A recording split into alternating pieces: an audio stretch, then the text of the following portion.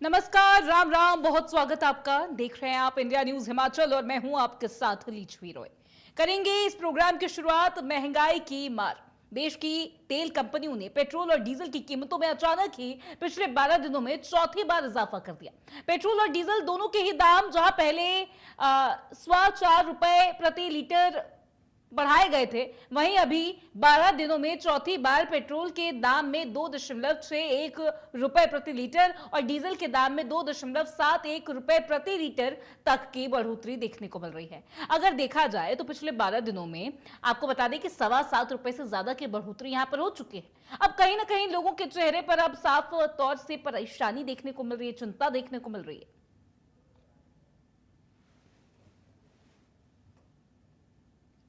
देखिए, 12 दिनों के अंदर ये चौथी बार है जब प्राइस हाइक हुआ है, यानी कि फ्यूल के जो दाम है लगातार बढ़ते जा रहे हैं। यहां पर लगातार अगर कहा जाए, जैसा कि मैंने अभी जिक्र भी किया कि 7.25 रुपए ओवरऑल जो है बढ़ चुका है फ्यूल के दामों में, और कहीं ना कहीं अब ये लोगों की जेब पर असर डालने लगा है, लोगों की वॉलेट्स पर असर डालने लगा है। और जब तेल महंगा होता है तो सिर्फ और सिर्फ तेल नहीं, बल्कि जो रोजमर्रा की चीजें होती है, ग्रोसरी की बात कर लें, हर चीज का सप्लाई चेन कहीं ना कहीं बिगड़ता है, हर चीज महंगी हो जाती है, लोगों की कम्यूटिंग महंगी हो जाती है, लोगों के लिए जो है राशन खरीदना महंगा हो जाता है, दूध दही सब कुछ, हर चीज का प्राइस यहां पर बढ़ जाता है। यानी कि ओवरऑल महंगाई का एक दलदल सा शुरू हो गया है, जहां प्रदेश के लोग और देश के लोग जो है फंसते हुए नजर आ रहे हैं। एक बात गौरतलब करने वाली ये कि जो ये कंडीशन है, ये सिर्फ और सिर्फ प्रदेश की नहीं है, ये सिर्फ और सिर्फ हिंदुस्तान की नहीं है, ये जो पूरी कंडीशन। तो एक बार फिर से 2 रुपये 61 पैसे और 2 रुपये 71 पैसे का इजाफा जो है वो तेल और पेट्रोल और डीजल में हो चुका है। लोगों से बात करेंगे, लोगों से जानने का प्रयास करेंगे कि लोग क्या करते हैं, जो रोज गाड़ियों में जाते हैं, उनसे बात करें। सर नमस्कार। नमस्कार जी। सर, पेट्रोल के दाम लगभग 12 दिनों में 7.25 रुपये से ज़्यादा बढ़ गए हैं और डीजल के भी इसी तरह। कितना असर आप देख रहे हैं? हाँ सर, आम आदमी को तो हो ही रहा है, होता है, लेकिन मजबूरी सरकार की भी है ना जी। सरकार अपनी मर्जी से तो रेट बढ़ा नहीं रही है जी। सेंट्रल गवर्नमेंट का इसमें कोई रोल नहीं है। रेट बढ़ने का कारण सभी जानते हैं, जो गल्फ में लड़ाई शुरू हुई है वो इसका मेन कारण है जी। वहाँ से तेल उस मात्रा में नहीं आ रहा जिस मात्रा में पहले आता है। पर लेकिन कुछ लोग ऐसे हैं जिनको युद्ध के बारे में आज भी नहीं पता है, या फिर उनका रिएक्ट तो कुछ और आ रहा है। वो अपने घर की समस्या नहीं ना देखते कि हमारे घर में समस्याएं क्यों है, वो बाहर की देखते हैं। जी अपने घर में देखनी चाहिए कि हमारे घर में जो समस्या है वो क्यों हो रही है, जी, उसका कारण क्या है। जी। अगर हर इंसान समझेगा, हर नागरिक जो है वो समझेगा, तभी पता चलेगा ना कि देश में क्राइसिस क्यों है। जी क्राइसिस तो सरकार तो नहीं लाई है, क्राइसिस तो उस लड़ाई की वजह से है जो लड़ाई में हमारा कोई रोल नहीं है। जी। हमारी सरकार का कोई रोल नहीं है। सरकार का आप मानते हैं कोई रोल नहीं है इसमें, और युद्ध मेन वजह है। युद्ध खत्म होता है तो सरकार द्वारा उसको नॉर्मलाइज करेगी। हमें उम्मीद है कि ऐसा होगा। ऐसा होगा, उम्मीद है। देखिए, उम्मीद जताई जा रही है। चलिए, भाई साहब ने डीजल भरवाया, एक भाई साहब यहाँ है। भाई साहब, क्या नाम है जी आपका? भूपिंदर जी। पेट्रोल डलवाया, कुछ असर दिखा पॉकेट पे आज, क्योंकि 7.25 रुपये 12 दिन में बढ़ गया? कोई बात नहीं, मुझे भी लगता है इसका कोई पड़ेगा, क्योंकि बाकी जो कंट्रीज़ हैं जहाँ की जो रिपोर्ट्स आ रही हैं वहाँ पर कई ही रुक चुके हैं गाड़ियों के, जो पर सारी रफ्तार रुक चुकी है, काम बंद हो गए हैं, लोगों ने बस काम शुरू कर दिया। पर यहाँ पर सब कुछ चल रहा है, तो मेरे को लगता नहीं कि इसके साथ बड़ी पीछे जाना। पर लेकिन आम इंसान जो है, जो डेली व्हीकल का यूज़ करता है, हैंड टू माउथ वाले लोग हैं, उनके लिए क्या लगता है, आपको फर्क पड़ेगा उनको? थोड़ा सा तो है, पर थोड़ा हमें समझना भी चाहिए कि देश के हालात ठीक हैं बाकी देशों से, और सही जा रहे हैं। मोदी जी के करते हैं, सही जा रहे हैं। और देखिए, देश के हालात ठीक है, यही बहुत बड़ी बात है कि पेट्रोल मिल रहा है।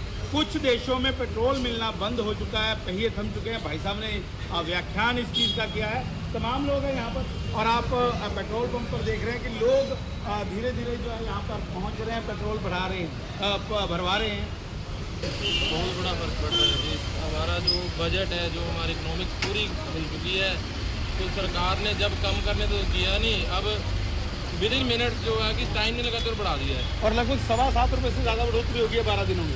देखो, ये तो गलत है। इनको अपनी नीतियाँ पहले से ही सोच समझ के चलना चाहिए।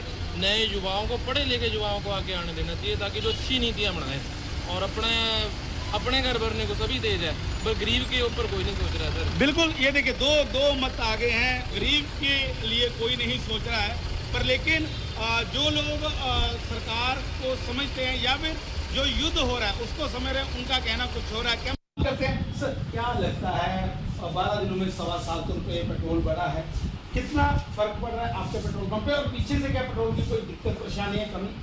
पेट्रोल पंप की कोई परेशानी तो नहीं है, पर इंडियन ऑयल वाले they are supplying as per demand, okay, not for stocking. जो पहले स्टॉक कर लेते थे आप, अब वो अब नहीं कर, तो उसका रीज़न क्या है? रीज़न ये है ना कि इंडियन ऑयल कॉरपोरेशन को already they are bearing loss, जी, तो जो रेट इंक्रीज का प्रॉफिट है जो उनको जाना चाहिए, ना कि डीलर को जाना। डीलर मतलब पूरी सोच समझ के रणनीति बनाई गई है कि पेट्रोल पंप पे जो स्टॉक है उस पे पेट्रोल पंप मालिक जो है उसका कमीशन नहीं ले सकता, प्रॉफिट नहीं ले सकता। They are having automation system ना, जी, दे चेक एट देयर कि उनके पास स्टॉक कितना है, उनकी सेल कितनी है, how much supply they are to be. तो इससे नुकसान हो रहा है आपको? नहीं, नुकसान की तो कोई बात नहीं।